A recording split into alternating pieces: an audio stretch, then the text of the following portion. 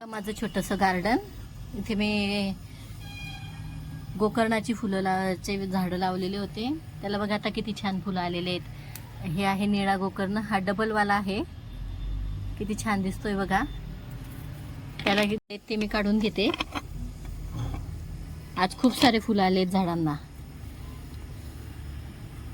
Double गोकर्णाचा लावलेला आहे, त्यानंतर सिंगलवाला पण लावलेला आहे.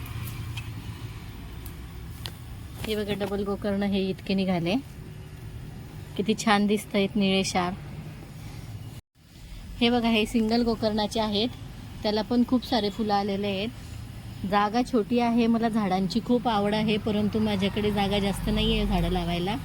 तरी पण छोटेसे मी केलेलं आहे गार्डन तयार. त्यात ही खूप सारे फुलं येतात.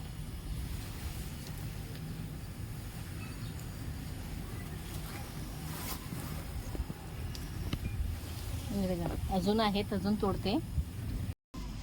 याला पण आलेली फुलं, ती पण काढून घेऊ.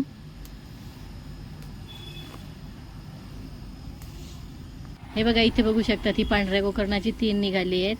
ही डबल गोकर्णाची आहेत, ती 6 निघाली आहेत. आणि ही सिंगल गोकर्णाची एवढी निघाली आहेत. गोकर्णाचे खूप महत्त्व आहे आयुर्वेदामध्ये.